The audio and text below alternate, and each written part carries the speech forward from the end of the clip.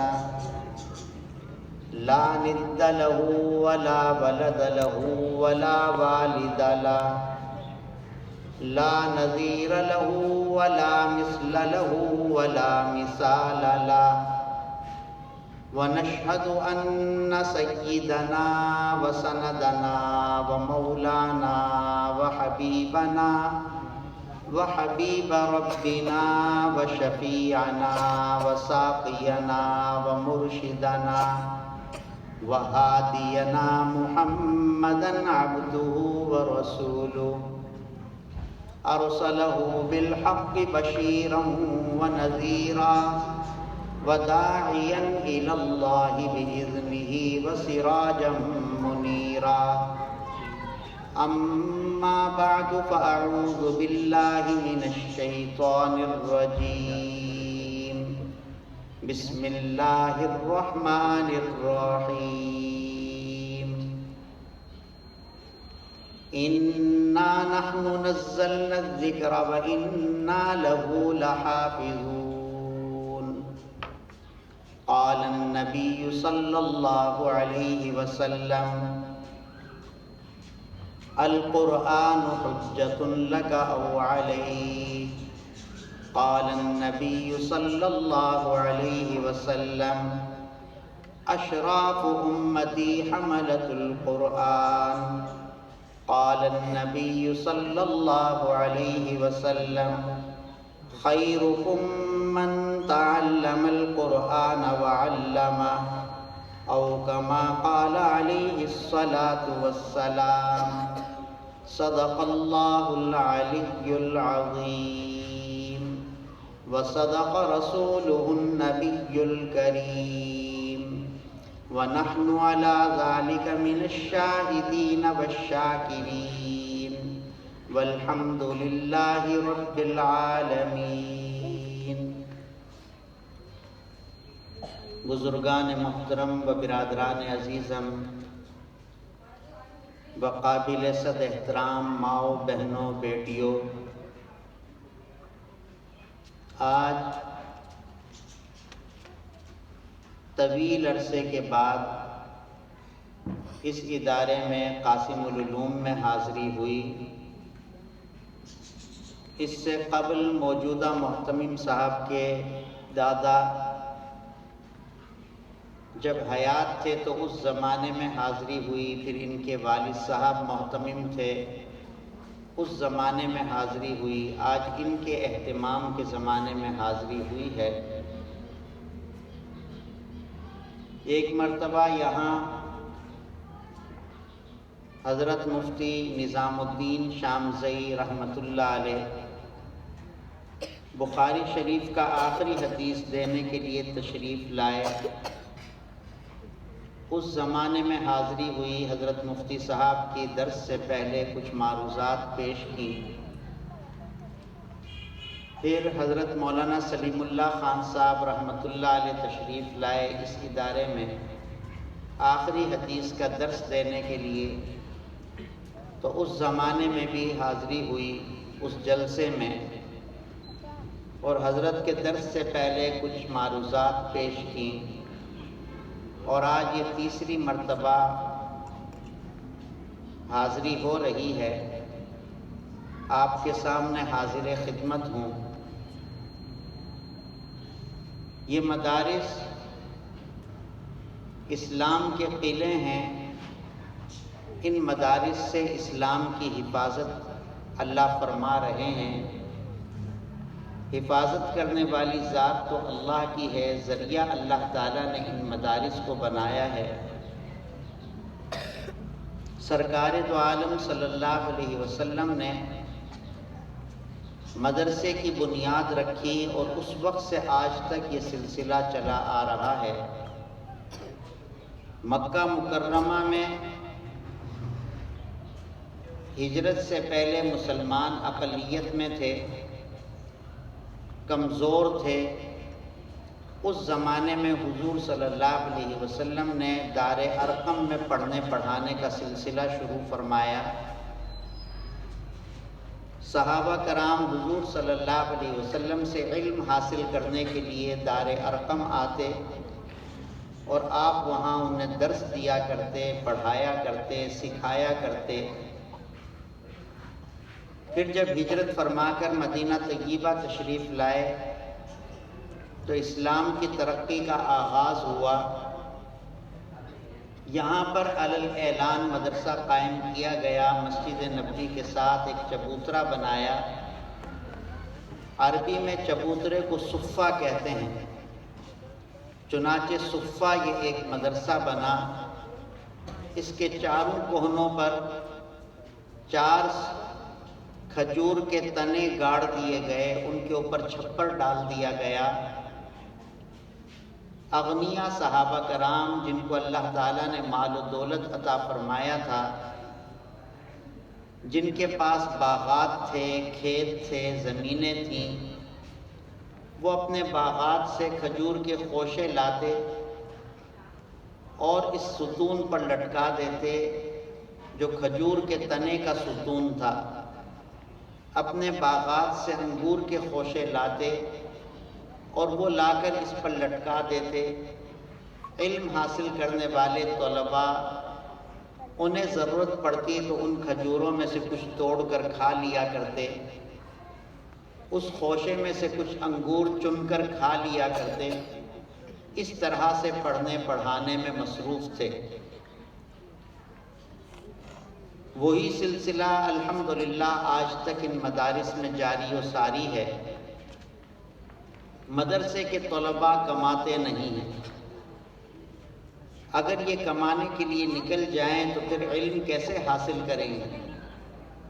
انہوں نے اپنے آپ کو حصول علم کے لیے وقف کر دیا، شب و روز علم حاصل کرنے میں لگے ہوئے ہیں، جیسے کہ ابو ہریرہ رضی اللہ تعالیٰ عنہ لگے ہوئے تھے۔ ابو ہریرہ رضی اللہ تعالیٰ عنہ فرماتے ہیں کہ لوگ کہتے ہیں کہ ابو ہریرہ اتنی حدیثیں کیسے بیان کرتے ہیں، حالانکہ انہوں نے تو حضور صلی اللہ علیہ وسلم کی صحبت صرف 3 سال پائی ہے۔ ابو بکر رضی اللہ تعالیٰ عنہ نے حضور صلی اللہ علیہ وسلم کی صحبت 23 سال پائی۔ حضرت عثمان رضی اللہ تعالیٰ عنہ نے حضور صلی اللہ علیہ وسلم کی صحبت 23 سال پائی۔ حضرت علی رضی اللہ تعالیٰ عنہ نے حضور صلی اللہ علیہ وسلم کی صحبت 23 سال پائی۔ پوری نبوت کے زمانے میں تو وہ تو اتنی حدیثیں بیان نہیں کرتے جتنی حدیثیں ابو ہریرہ رضی اللہ تعالیٰ عنہ بیان کرتے ہیں۔ ابو ہریرہ فرمانے لگے کہ وجہ سنو، اس کی وجہ کیا ہے کہ میں زیادہ حدیثیں بیان کرتا ہوں؟ 2 وجہ ذکر فرمائی۔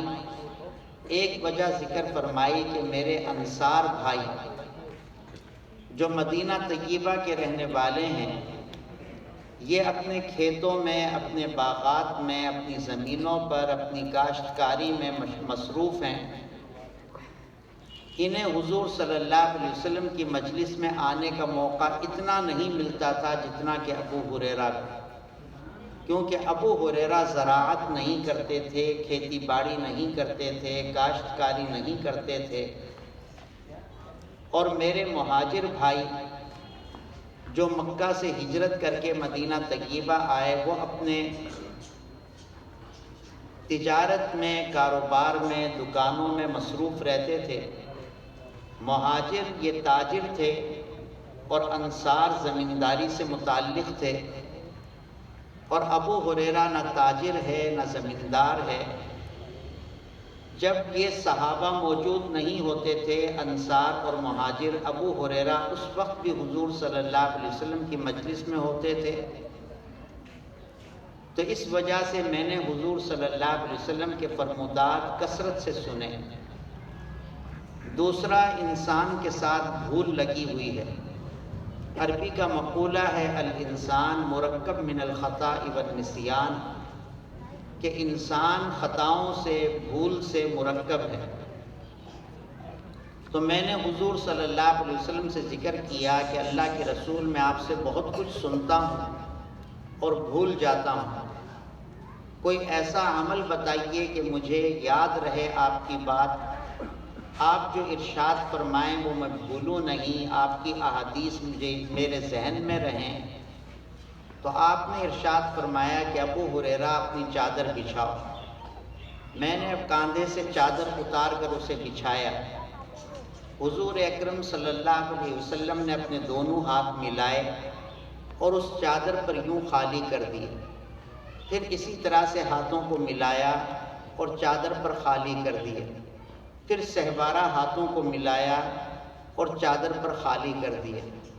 انداز ایسا تھا جیسے کچھ اٹھا رہے ہوں، اور جو اٹھایا وہ چادر پر خالی کیا ہے، لیکن آپ کے دست مبارک خالی تھے، ان میں کچھ بھی نہیں تھا۔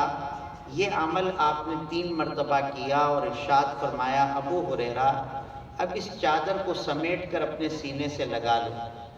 میں نے اس چادر کو سمیٹ کر سینے سے لگا لیا، قسم کھا کر فرمایا کہ اس کے بعد میں کبھی کچھ نہیں بھولا۔ تو یہ 2 وجہ تھیں کہ ایک تو حضور صلی اللہ علیہ وسلم کی مجلس میں ہر وقت حاضر رہنا، اور دوسرا آپ صلی اللہ علیہ وسلم کے اس مبارک عمل کی برکت کہ اس کے بعد کبھی نہ بھولنا۔ اس کی وجہ سے میرے پاس احادیث کا ذخیرہ زیادہ ہے، میں زیادہ حدیثیں بیان کرتا ہوں۔ تو وہی عمل جو صفہ کے طلباء کا تھا، وہی عمل آج ہمارے طالب علموں کا ہے کہ نہ ہمارے طالب علم تجارت کرتے ہیں، نہ زراعت کرتے ہیں، بلکہ یہ صبح سے لے کر رات تک پڑھنے پڑھانے میں مصروف ہیں۔ اور وہ مسلمان جن کو اللہ تعالیٰ نے 2 پیسے عطا فرمائے ہیں، وہ ان کا تعاون کرتے ہیں۔ ان مدارس کا سلسلہ یہ صفہ سے، دار ارقم سے شروع ہوا اور الحمدللہ اسی طرز پر آج تک چل رہا ہے۔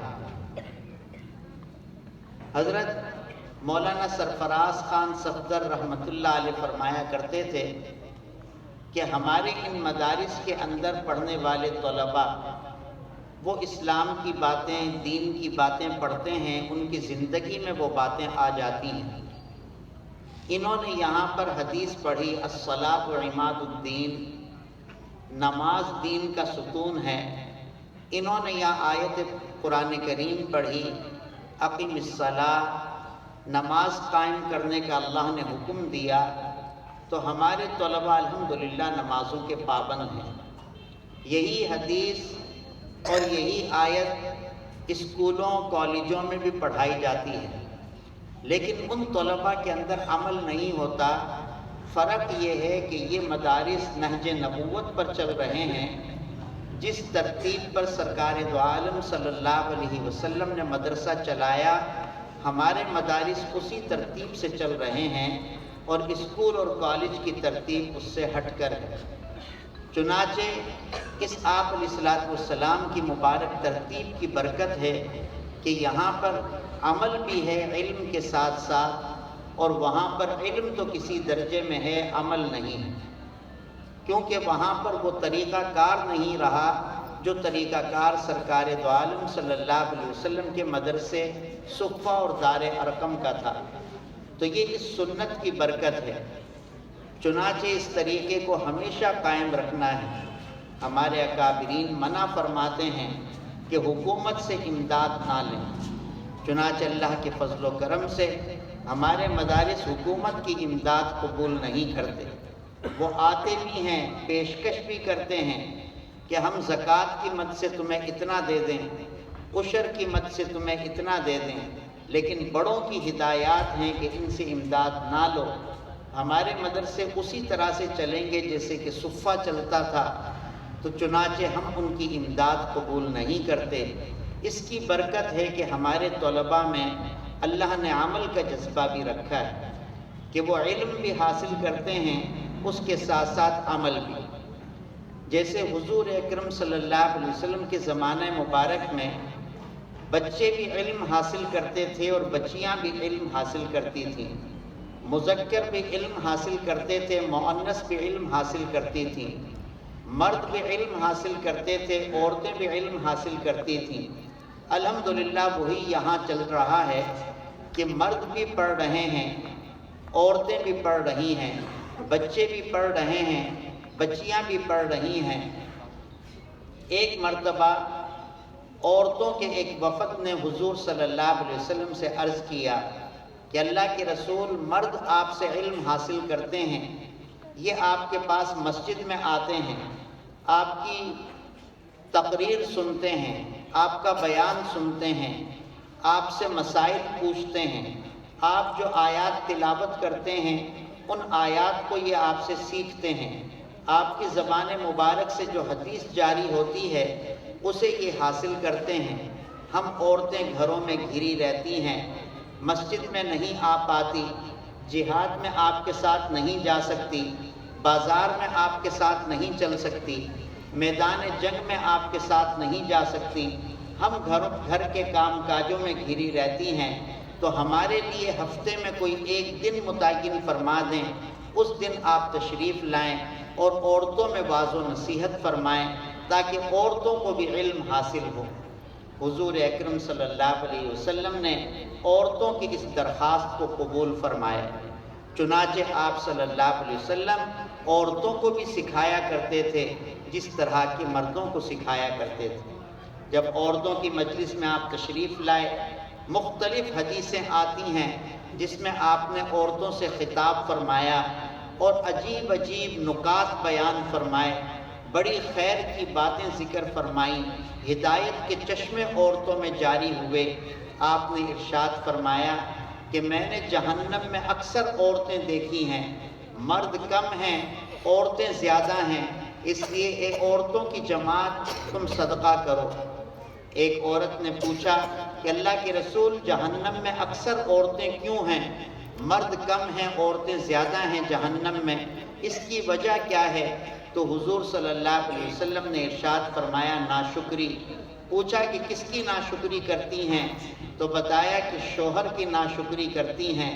شوہر کی قدر کریں، شوہر کا شکریہ ادا کریں، شوہر جو کما کر لایا اس پر اس کا احسان مانیں، تو اس طرح سے زندگی گزاریں۔ اس کی ناشکری کی وجہ سے اللہ نے ان کو جہنم میں ڈال رکھا ہے۔ ایک موقع پر ارشاد فرمایا اگر میں اللہ کے علاوہ کسی اور کو سجدے کا حکم دیتا تو عورتوں کو حکم دیتا کہ وہ اپنے شوہروں کو سجدہ کریں، لیکن اللہ کے سوا کسی کو سجدہ جائز نہیں، اس لیے شوہر کو سجدہ کرنے کا حکم نہیں دیتا۔ لیکن اگر حکم ہوتا، اجازت ہوتی اللہ کے علاوہ کسی کو سجدہ کرنے کی، تو عورتوں کو حکم دیتا کہ اپنے شوہروں کو سجدہ کریں۔ اتنا اونچا مقام ہے شوہر کا اور اس کی ناشکری کرتی ہیں، اس کے سامنے زبان درازی کرتی ہیں۔ اس کی وجہ سے اللہ نے عورتوں کو جہنم میں ڈال رکھا ہے۔ اے عورتوں کی جماعت صدقہ کرو۔ تو عورتوں نے اپنے کانوں سے بالیاں اتاری، اپنی انگلیوں سے انگوٹھیاں نکالی۔ حضرت بلال رضی اللہ تعالیٰ عنہ چادر پھیلا کر بیٹھے تھے، ان کی چادر میں ڈالتی رہیں۔ جن کے پاس دراہم اور دینار تھے انہوں نے دراہم اور دینار ڈالے، جن کے پاس زیورات تھے انہوں نے انگوٹھیاں پہن رکھی تھیں، انہوں نے بالیاں پہن رکھی تھیں، تو انہوں نے وہ بالیاں اتاری، انگوٹھیاں اتاری اور وہ پیش کر دی۔ اس طرح سے عمل کرنے والی جماعت تھی کہ عورتیں بھی عمل کر رہی تھیں، مرد بھی عمل کر رہے تھے، دونوں کو حقوق بتائے۔ صرف یہ نہیں کہ عورتوں کو ہی بتائے، مردوں کو بھی حقوق بتائے کہ وہ عورتوں کے حقوق ادا کریں، عورتوں کو حقوق بتائے کہ وہ مردوں کے حقوق ادا کریں۔ دونوں طرف سے تعلیم دی۔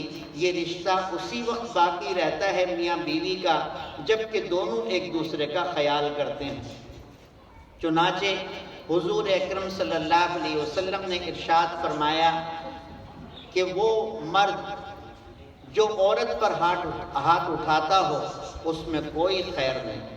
ارشاد فرمایا اس مرد میں کوئی خیر نہیں جو عورت پر ہاتھ اٹھاتا ہو۔ اس سے روکا، مردوں کو سکھایا کہ ان عورتوں کی قدر کرو۔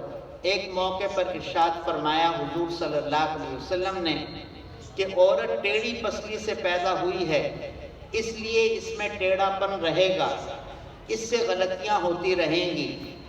ایسا نہ ہو کہ اسے سیدھا کر دو اس حد تک کہ ٹوٹ ہی جائے گی، سیدھی نہیں ہوگی، ٹوٹ جائے گی۔ اس کو عام طور سے مرد لے لیتے ہیں عورت کی کمزوری، عورت کی کمی کوتاہی پر، حالانکہ ایسا نہیں، بلکہ اس میں بھی عورت کی حمایت کی کہ یہ فطرت اللہ کی طرف سے جو فطرت ہے، جو اللہ نے عادت بنائی ہے، عادتاً فطرتاً اس صنف کے اندر، اس جنس کے اندر اللہ تعالیٰ نے کمزوری رکھی ہیں۔ اگر تم چاہو کہ وہ کمزوریاں دور ہو جائیں تو رشتہ ٹوٹ جائے گا، وہ کمزوریاں دور نہیں ہوں، اس کے ساتھ ساتھ ہی چلنا ہے، ان کمزوریوں کو برداشت کرتے ہوئے ہی چلنا ہے۔ تو دونوں کو ایک دوسرے کے حقوق سکھائے اور بتایا، اس طرح سے فرمایا زندگی گزاری جائے۔ تو خیر میں عرض کر رہا تھا کہ حضور صلی اللہ علیہ وسلم کے مبارک زمانے میں عورتیں بھی علم حاصل کرتی تھیں اور مرد بھی علم حاصل کرتے تھے، دونوں ہی علم حاصل کر رہے۔ آج الحمدللہ اس زمانے میں بھی بچیوں کے مدارس بھی ہیں اور بچوں کے مدارس بھی ہیں تاکہ دونوں علم حاصل کریں۔ مولانا ابو الحسن علی ندوی رحمۃ اللہ علیہ ہمارے اکابرین میں بہت اونچا مقام ہے ان کا۔ وہ فرماتے ہیں کہ مکہ مکرمہ میں، مینا میں حج کے ایام میں 6 خیمے لگتے تھے جن کو دارالافتاء کہا جاتا، کہ ان میں جا کر مسائل پوچھیں۔ عام طور سے زندگی میں ایک آدھ مرتبہ آدمی حج کرتا ہے، جب پہلی مرتبہ جاتا ہے غلطیاں ہوتی ہیں تو اس کے لیے مسائل پوچھنے کی ضرورت پڑتی ہے کہ آیا یہ غلطی چھوٹی ہے، اس غلطی کو اللہ نے معاف کر دیا، یا یہ غلطی بڑی ہے کہ اس پر ہمیں دم دینا پڑے گا، اس پر بدنہ دینی پڑے گی، یعنی اونٹ کی قربانی یا بکرے کی قربانی یا صدقہ یا قبضہ کیا دینا پڑے گا۔ تو مسائل پوچھنے کے لیے جاتے ہیں۔ فرمایا کہ 5 خیمے ہوتے تھے مردوں کے۔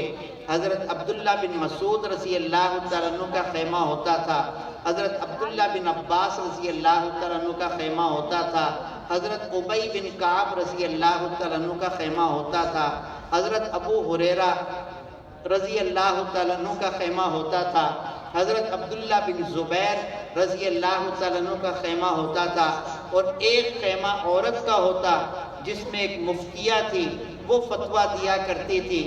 اس پر سب سے زیادہ رش ہوتا کہ اس خیمے کے اندر عورتیں جاتی اور اس خاتون سے مسئلہ پوچھتی، اس خیمے کے باہر مرد بیٹھ کر بلند آواز میں اپنا مسئلہ بتاتے، اندر سے وہ مفتیہ، وہ خاتون ان کو جواب دیا کرتی۔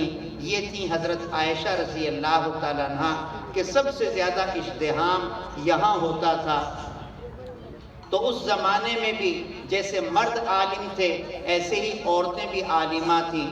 اگر کسی کو کوئی حدیث سمجھ میں نہیں آتی، کسی کو کوئی بات سمجھ میں نہیں آتی تو حضرت عائشہ رضی اللہ تعالیٰ عنہ کے پاس آتے، حضرت عائشہ رضی اللہ تعالیٰ عنہ سے پوچھتے اس آیت کی تفسیر کیا ہے، حضرت عائشہ اس کی تفسیر بیان فرماتی۔ ان سے آ کر پوچھتے کہ یہ مسئلہ کس طرح سے حضور صلی اللہ علیہ وسلم نے بیان فرمایا، حضرت عائشہ مسئلہ بتاتی۔ حضرت ابو ہریرہ رضی اللہ تعالیٰ عنہ نے ایک مرتبہ مسئلہ بتایا کہ اگر مرد ناپاک ہو تو روزہ نہیں رکھ سکتا، اسے چاہیے کہ وہ غسل کرے، وہ پاک ہو جائے، پھر وہ روزہ رکھے۔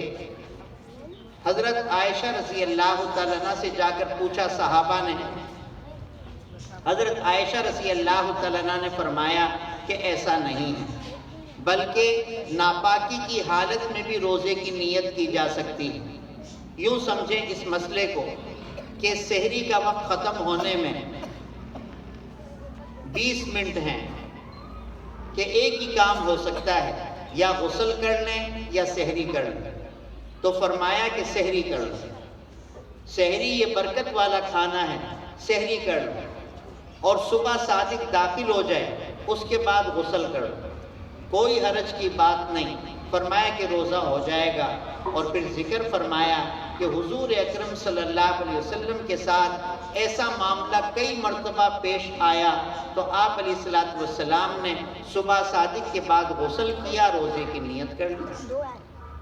حضرت ابو ہریرہ رضی اللہ تعالیٰ عنہ کو جا کر بتایا کہ ابو ہریرہ آپ کہہ رہے ہیں کہ مرد اگر ناپاک ہو تو روزے کی نیت نہیں کر سکتا، اسے صبح صادق سے پہلے غسل کر لینا ضروری ہے۔ حضرت عائشہ فرما رہی ہیں کہ نہیں مرد نیت کر سکتا ہے، اور وہ فرماتی ہیں کہ حضور اکرم صلی اللہ علیہ وسلم کے ساتھ ایسا کئی مرتبہ ہوا تو آپ نے فوراً رجوع کر لیا کہ عائشہ کا بتایا ہوا مسئلہ درست ہے، میں نے جو بتایا وہ غلطی ہو گئی، وہ خطا ہو گئی۔ اتنی بڑی عالمہ تھیں حضرت عائشہ رضی اللہ تعالیٰ۔ حضرت مفتی شفیع صاحب رحمۃ اللہ علیہ نے لکھا کہ جب حضور اکرم صلی اللہ علیہ وسلم کا انتقال ہوا 10,000 صحابہ اور صحابیات حافظ تھے۔ صرف صحابہ نہیں فرمایا، صحابہ اور صحابیات حافظ تھے۔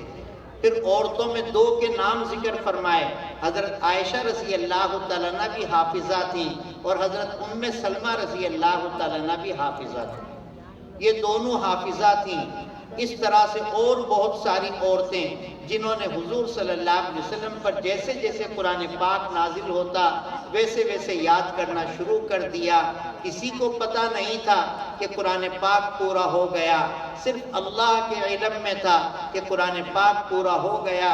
انسانوں کو تو اس وقت پتہ چلا جب سرکار دو عالم صلی اللہ علیہ وسلم کے مبارک جسم سے روح نکلی کہ اب قرآن پاک پورا ہو گیا۔ صاحب قرآن سرکار دو عالم صلی اللہ علیہ وسلم دنیا سے پردہ فرما گئے، اب کوئی وحی نازل نہیں ہوگی۔ تو اس لمحے 10,000 صحابہ اور صحابیات حافظ ہیں، ان میں عورتیں بھی جو ساتھ ساتھ یاد کرتی رہیں۔ تو کتنی بڑی بات کہ صحابہ بھی یاد کرتے تھے اور صحابیات بھی قرآن پاک کو یاد کیا کرتی تھی۔ علم صحابہ بھی حاصل کرتے تھے، صحابیات بھی حاصل کرتی تھی، دونوں ہی علم حاصل کرتی۔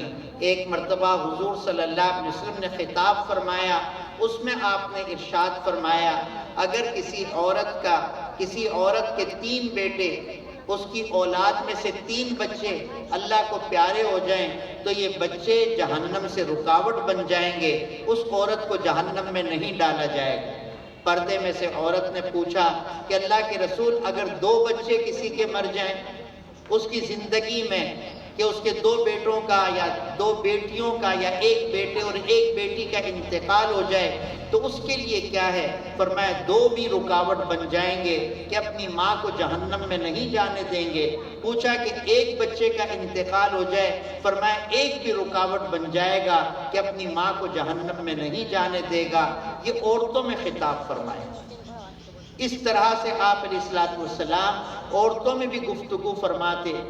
حضرت بلال رضی اللہ تعالیٰ عنہ فرماتے ہیں کہ عید الفطر کے دن حضور اکرم صلی اللہ علیہ وسلم نے نماز عید پڑھائی، پھر نماز کے بعد خطبہ دیا، خطبہ دینے کے بعد منبر سے نیچے اترے۔ حضرت بلال رضی اللہ تعالیٰ عنہ کو فرمایا کہ بلال چلو انصار کے فلاں گھر کے اندر مدینہ کی عورتیں جمع ہیں، وہاں جا کر ان عورتوں سے بھی بات کریں، کیونکہ دور ہونے کی وجہ سے عیدگاہ سے وہ گھر دور ہے، میری آواز عورتوں تک نہیں پہنچی، انہوں نے میرا خطاب نہیں سنا، انہوں نے میرا خطبہ نہیں سنا، تو اب جا کر عورتوں میں علیحدہ خطبہ دیں۔ بخاری کی حدیث ہے حضور صلی اللہ علیہ وسلم نے وہاں جا کر عورتوں میں خطاب فرمایا۔ تو ان عورتوں کو محروم نہ رکھیں، جس طرح سے مردوں پر محنت اسی طرح سے عورتوں پر بھی محنت۔ جیسے مرد سرکار دو عالم صلی اللہ علیہ وسلم کے امتی ہیں، ایسے یہ عورتیں بھی آقا کی امتی ہیں، ان پر بھی ایسا ہی دین پر عمل کرنا لازم ہے جیسا کہ مردوں پر عمل کرنا لازم ہے۔ تو عمل اسی وقت کریں گی جب کہ علم ہوگا، علم نہیں ہوگا تو بیچاریاں عمل کیسے کریں گی؟ ان کے لیے ہمارے اکابرین نے یہ مدارس کا سلسلہ شروع کیا، اور بڑی خوشی کی بات ہے کہ یہ عورتیں مردوں کی طرح مختلف کاموں میں بٹی ہوئی نہیں ہوتی۔ مرد کا ذہن منتشر ہوتا ہے، عورتوں کے ذہنوں میں یکسوئی ہوتی ہے، تو عورتیں اس یکسوئی کی وجہ سے اس وقت مردوں سے زیادہ علم حاصل کر رہی ہیں۔ اس سال وفاق المدارس میں دورہ حدیث سے فارغ ہونے والے طلباء کی تعداد 13,000 اور دورہ حدیث سے فارغ ہونے والی طالبات کی تعداد 17,000، یہ مردوں سے زیادہ ہے۔ جو عالمہ بن کر فارغ ہو رہی ہیں وہ مردوں سے زیادہ ہے۔ لڑکے کم ہیں، لڑکیاں زیادہ ہیں۔ ایک تو ان کی طبیعت کے اندر شرافت، مشرقی بچیاں تو موم کی ناک ہیں، جس طرف چاہو موڑ دو، ایسی بیچاری سیدھی سادی بچیاں ہوتی ہیں ہماری، جہاں والدین نے بٹھا دیا بس بیٹھ گئی کہ تجھے حفظ کرنا ہے، تو میں نے دیکھا کہ بچوں سے پہلے حفظ کر لیتی ہیں، طبیعتوں میں یکسوئی بھی ہوتی ہے، اور پھر والدین کی مطیع اور فرما بردار، بٹھا دیا ماشاءاللہ پڑھ رہی ہیں، کسی نے 12 مہینے میں حفظ کر لیا، کسی نے 13 میں، کسی نے زیادہ سے زیادہ 1.5 سال میں، عموماً بچیاں حفظ کر لیتی ہیں۔ اور بچوں کی طبیعت میں شرارت، بھاگ گئے، کبھی آئے کبھی نہیں آئے، بچیوں کی طبیعت میں شرافت، تو وہ جلدی پڑھ لیتی ہیں، حفظ میں بچوں سے پہلے حفظ کرتی ہیں، علم میں بڑی ذی استعداد بچیاں، جیسے کہ حضرت عائشہ کے خیمے پر سب سے زیادہ اجتہام ہوتا تھا کہ سب سے زیادہ علم والی یہ ہیں، اسی طرح سے آج بھی ہم دیکھتے ہیں کہ یہ نازک صنف علم میں بڑی آگے ہے۔ تو ان بچیوں کو علم دین سے محروم نہ کریں، بڑی عمل کرنے والی ہیں۔ ہم مردوں کے واقعات سناتے ہیں کہ حضور اکرم صلی اللہ علیہ وسلم مسجد نبوی میں خطاب فرما رہے تھے، کچھ صحابہ کرام دروازے کے پاس کھڑے تھے، آپ صلی اللہ علیہ وسلم نے منبر سے فرمایا، وہ جو سامنے کھڑے تھے صحابہ، ان کے بارے میں اجلسو، بیٹھ جاؤ۔ گلی میں ایک صحابی آ رہے، ان کے کان میں آواز پہنچی بیٹھ جاؤ، تو وہ وہیں بیٹھ گئے گلی میں۔ تو ہم جیسے مردوں کا تذکرہ کرتے ہیں کہ مرد اطاعت کرنے والے، اسی طرح سے احادیث میں دیکھیں تو عورتیں بھی اطاعت کرنے والی ہیں، مردوں سے پیچھے نہیں۔ حضرت بلال رضی اللہ تعالیٰ عنہ کو حضور صلی اللہ علیہ وسلم نے روانہ فرمایا کہ جاؤ بلال، مدینہ کی گلیوں میں اعلان کر دو کہ کوئی عورت بغیر پردے کے گھر سے نہ نکلے، اللہ نے پردے کا حکم فرما دیا۔ پہلے پردے کا حکم نہیں تھا تو مسلمان عورتیں بغیر پردے کے نکلتی تھیں، لیکن اب اللہ نے پردے کا حکم دے دیا، اس لیے کوئی عورت گھر سے بغیر پردے کے نہ نکلے۔ حضرت بلال رضی اللہ تعالیٰ عنہ مدینہ کی گلیوں میں آواز لگا رہے تھے، ایک عورت بچے کے ساتھ جا رہی، صحابیہ بچے کے ساتھ جا رہی، جب یہ اعلان سنا تو دیوار کی طرف منہ کر کے بیٹھ گئیں اور کہا اپنے بیٹے کو، وہ جو بچہ ساتھ تھا اسے، کہ جاؤ گھر سے چادر لے کر آؤ۔ حضرت بلال رضی اللہ تعالیٰ عنہ نے بھی دیکھ لیا کہ اس عورت نے میرا اعلان سنا کہ اللہ اور اس کے رسول کا حکم ہے کہ عورت بغیر پردے کے گھر سے نہ نکلے، تو یہ بیچاری دیوار کی طرف منہ کر کے بیٹھ گئی۔ تو وہ قریب گئے حضرت بلال اور فرمایا بہن اس وقت تو چلی جاؤ، اس کے بعد کبھی بغیر پردے کے نہ نکلنا۔ تو اس صحابیہ نے کہا کہ جب اللہ کا حکم میرے کانوں میں پہنچ گیا، اب اس کے خلاف ایک قدم بھی نہیں اٹھاؤں گا۔ وہ بچہ اتنے میں چادر لے کر پہنچا، اس سے اپنے سارے جسم کو چھپایا اور پھر آگے چلے۔ تو جیسے مرد عمل کرتے تھے اسی طرح سے عورتیں بھی عمل کرتی تھیں، کیونکہ اللہ کے رسول انہیں علم کے زیور سے آراستہ فرما رہے تھے، اس لیے وہ عمل کرتی جا رہی تھی، انہیں جاہل نہیں رکھا گیا قرآن و حدیث سے، علم دین سے۔ میں نے جیسے عرض کیا ہے، بخاری کی حدیثیں میں نے سنائی کہ آپ عورتوں کے مجمع میں جاتے اور جا کر خطاب فرمایا کرتے، عورتیں سوالات کرتی، آپ جواب ارشاد فرماتے، انہیں مسائل بتاتے، عورتیں بسا اوقات آپ کے گھر آتی اور آ کر ازواج مطہرات کی اوٹ میں بیٹھ کر کبھی ازواج مطہرات کے ذریعے سے مسئلہ پوچھتی، کبھی خود مسئلہ پوچھتی۔ علماء نے لکھا کہ حضور اکرم صلی اللہ علیہ وسلم جب مدینہ میں ہوتے تھے تو آپ کا معمول یہ ہوتا تھا کہ عصر کی نماز کے بعد تمام بیویوں کے گھروں میں تشریف لے جاتے۔ آپ نے 11 شادیاں کی اللہ کے حکم سے۔ مسلمان مرد کو زیادہ سے زیادہ 4 شادیوں کی اجازت ہے، اس سے زیادہ کی اجازت نہیں، لیکن اللہ کے نبی صلی اللہ علیہ وسلم کو اللہ کی طرف سے اجازت بلکہ حکم دیا جاتا کہ فلاں سے نکاح کر لو، فلاں سے نکاح کر لو، تو آپ علیہ الصلوۃ والسلام نکاح کیا کرتے تھے، 11 شادیاں کی، لیکن اکثر آپ کے نکاح میں 9 رہی۔ حضرت خدیجہ رضی اللہ تعالیٰ عنہ کا بھی انتقال ہوا اور حضرت زینب بنت خزیمہ رضی اللہ تعالیٰ عنہ کا بھی انتقال ہوا، 2 بیویوں کا انتقال ہو گیا تھا، 9 بیویاں آپ کے انتقال تک آپ کے نکاح میں تھیں۔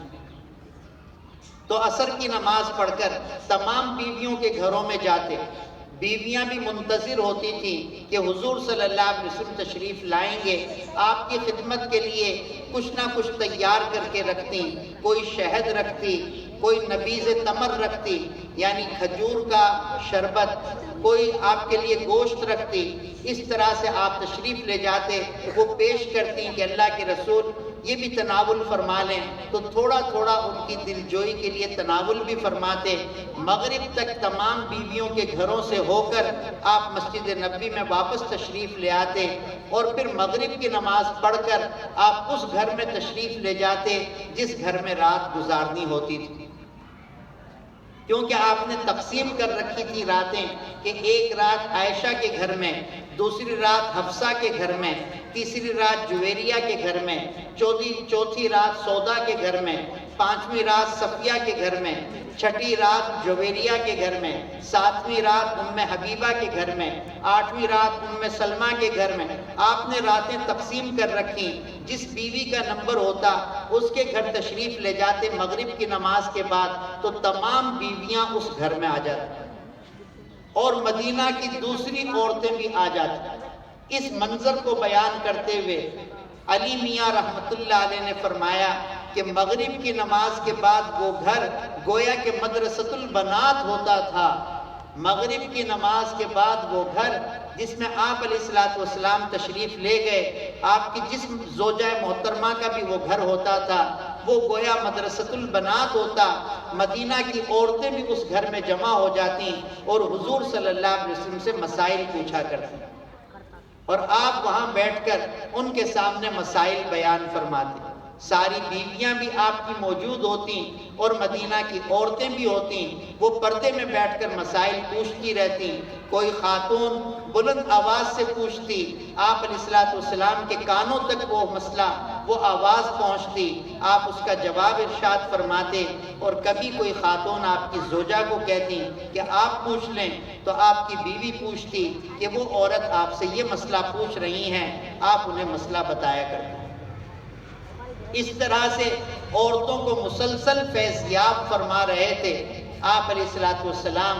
تو آپ کے زمانے کی عورتیں اسی طرح سے بھی مردوں سے پیچھے نہیں تھیں، ہر میدان میں مردوں کے ساتھ وہ ماشاءاللہ جہاد جیسا میدان جو کتنا سخت ہوتا تھا، حضور صلی اللہ علیہ وسلم روکا کرتے تھے کہ عورتیں جہاد میں نہ جائیں، لیکن اس کے باوجود آ کر آپ کو کام بتاتی، اللہ کے رسول ہم مشکیزیں بھر کر لائیں گی پانی کے، ہم کھانا بنائیں گی، ہم عورتیں زخمیوں کی مرہم پٹی کریں گی، ہمیں لے چلیں۔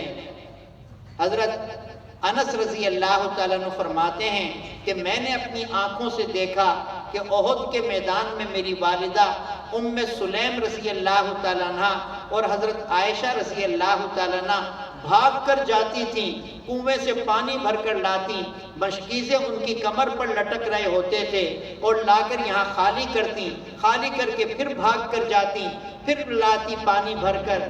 یہ جہاد کا موقع کہ جس میں عورتوں کو اجازت نہیں دیتے تھے اللہ کے رسول، اس طرح سے کام بتا بتا کر اجازت لے لیا کرتی، اور وہ بھی جا کر صحابہ کے ساتھ جہاد میں عمل میں شریک ہوتی، لڑتی تو نہیں تھی لیکن پانی لا کر دیتی، زخمیوں کی مرہم پٹی کرتی، کھانا بنا کر دیتی، اس طرح کی خدمت کیا کرتی تھی۔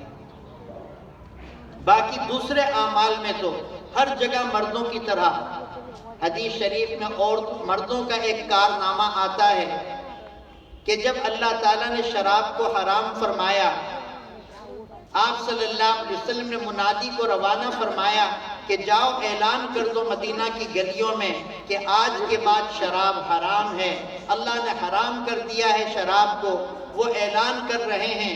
حضرت انس رضی اللہ تعالیٰ عنہ فرماتے ہیں ہمارے گھر میں حضرت ابو طلحہ انصاری اور ان کے ساتھ کچھ انصار صحابہ بیٹھے ہوئے شراب پی رہے تھے کہ یہ اعلان سنا تو اسی وقت مٹکا اٹھایا شراب کا اور باہر گلی میں لا کر توڑ دیا۔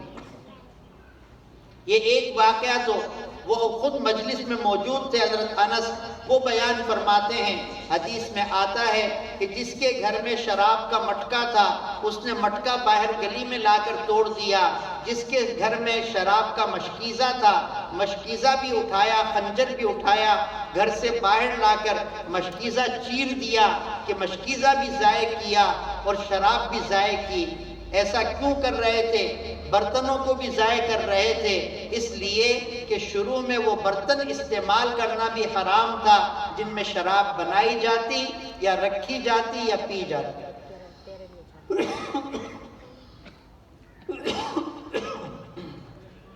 اس وجہ سے وہ مشکیزیں بھی پھاڑ دیے، مٹکے بھی توڑ دیے، وہ پیالے اور گلاس بھی توڑ دیے جن میں شراب پیتے تھے۔ حضرت عائشہ رضی اللہ تعالیٰ عنہ فرماتی ہیں اس دن مدینہ طیبہ میں اتنی شراب بہائی گئی کہ اس کے بعد کئی سال تک ایسا ہوتا رہا، جب بھی بارش ہوتی تو زمین سے شراب کی بو آیا کرتی، کئی سال تک ایسا ہوتا رہا۔ یہ مردوں کا کارنامہ، جو شرابی ہیں ان سے پوچھو کہ چھوڑنا کتنا مشکل ہے۔ ڈاکٹر بھی کہتا ہے آہستہ آہستہ چھوڑنا، روزانہ 2 گلاس پیتا ہے تو 1 کر دے، پھر آدھا کر دے، پھر 1 دن بعد کر دے، یوں آہستہ آہستہ چھوڑنا ورنہ مر جائے گا۔ اور یہاں صحابہ کرام جن کی گھٹی میں شراب پڑی ہوئی تھی، ایک اعلان سنا اور شراب ترک، اس کے بعد کبھی اس کو ہاتھ نہیں لگایا۔ تو یہ مردوں کا کارنامہ۔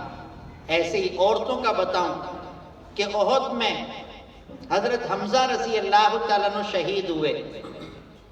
سرکار دو عالم صلی اللہ علیہ وسلم کے چچا سید الشہداء حضرت حمزہ رضی اللہ تعالیٰ عنہ شہید ہوئے۔ شہید کرنے کے بعد کافروں نے ان کا ناک کان وغیرہ بھی کاٹا، ان کے اعضاء کاٹے، جسے عربی میں کہتے ہیں مسلح، کہ شکل بگاڑ دیتے ہیں، مسلح کیا ان کا۔ ان کی بہن حضرت صفیہ رضی اللہ تعالیٰ عنہ نے سنا کہ میرے بھائی کو شہید بھی کیا اور شہید کرنے کے بعد مسلح بھی کیا ہے۔ 2 چادریں اٹھائیں کفن کے لیے، گھر سے نکلی کہ بھائی کو دیکھ کر آؤں، اور تیزی سے دوڑتی ہوئی آ رہی ہیں، تیز چلتی ہوئی آ رہی ہیں، میدان احد میں پہنچی اور شہداء کی لاشیں جہاں رکھی تھی اس طرف چل پڑی۔ حضور صلی اللہ علیہ وسلم نے دیکھا تو فرمایا کہ اس عورت کو روکو، پردے میں تھی، اس عورت کو روکو، یہ شہداء کی لاشیں نہ دیکھے۔ حضرت زبیر بن عوام رضی اللہ تعالیٰ عنہ فرماتے ہیں میں نے پہچان لیا کہ میری والدہ ہیں، میں جلدی سے اٹھ کر گیا، روکنے کے لیے ان کے سامنے پہنچا تو میری والدہ جسم کی بڑی قوی عورت تھی، انہوں نے زور سے مجھے گھونسا مارا، میں دور جا کر گرا۔ پھر میں نے اٹھ کر کہا کہ اماں حضور صلی اللہ علیہ وسلم نے فرمایا ہے کہ آگے نہ بڑھو، تو وہیں قدم رک گیا۔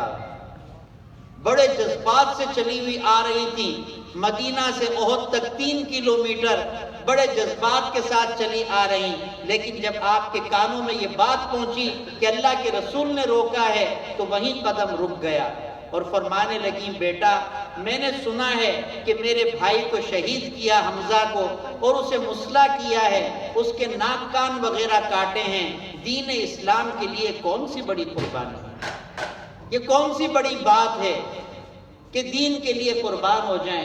میں صبر کرتی، بھائی کو دیکھ کر بھی میں صبر کرتی، لیکن مجھے روک دیا تو میں رک گئی۔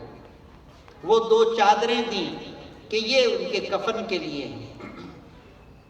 حضرت خنسہ رضی اللہ تعالیٰ عنہ اپنے 4 بیٹوں کو اشعار سنا سنا کر ابھار رہی ہیں کہ صبح جب لڑائی ہو کافروں سے تو تم جب شعلے بھڑک رہے ہوں لڑائی کے تو اس آگ میں گھس جانا اور اس وقت تک واپس نہ لوٹنا جب تک کہ اپنی جانوں کے نذرانے دین اسلام کے لیے پیش نہ کر دیں۔ تو عورتوں کی قربانیاں یہ اس وجہ سے تھیں کہ سرکار دو عالم صلی اللہ علیہ وسلم سے وہ علم حاصل کیا کرتی تھی۔ آج وہ علم نبوت ان مدارس میں دیا جا رہا ہے۔ یہ مدارس وراثت نبوی تقسیم کرنے کا ذریعہ ہے۔ یہ میرپور خاص کے قدیم مدارس میں سے ایک یہ اور دوسرا دارالعلوم میرپور خاص، یہ قدیم مدرسے ہیں یہاں کے۔ وہاں تھے ماسٹر حشمت علی صاحب، مولانا حشمت علی صاحب رحمۃ اللہ علیہ، یہاں حاجی لقمان صاحب رحمۃ اللہ علیہ۔ ان بزرگوں کی یہ کاوشیں اور محنتیں ہیں، چنانچہ تمام اداروں کا ہی ادب و احترام ہو، خصوصاً ان قدیم مدارس کا، ان کے ساتھ اپنا تعلق مضبوط رکھیں۔ یہ بقائے نور ہیں آسمان والی مخلوق کے لیے۔ فرشتے جب زمین کی طرف دیکھتے ہیں تو جہاں قرآن کریم پڑھا جاتا ہے وہ جگہیں انہیں ایسی چمکتی ہوئی نظر آتی ہیں جیسے زمین والوں کو آسمان کے ستارے۔ یہاں قرآن کریم پڑھا جاتا ہے، صبح سے لے کر رات تک بچے قرآن پاک کی تلاوت کر رہے ہیں، تو یہ بقائے نور ہیں، نور کے ٹکڑے ہیں۔ یہاں پر آنا جانا، علماء صلحاء سے محبت رکھنا، قراء سے حفاظ سے تعلق رکھنا، یہ ایمان کے باقی رہنے کا ذریعہ ہے۔ اللہ تعالیٰ مجھے اور آپ کو عمل کی توفیق عطا فرمائے۔ بڑے مبارکباد کے مستحق ہیں وہ والدین جن کے بچے نے حفظ کیا ہے، اسی طرح سے وہ بچیاں جنہوں نے کہ قرآن کریم مکمل کیا ہے۔ اللہ تعالیٰ عمل کی توفیق عطا فرمائے۔ وآخر دعوانا ان الحمد للہ رب العالمین۔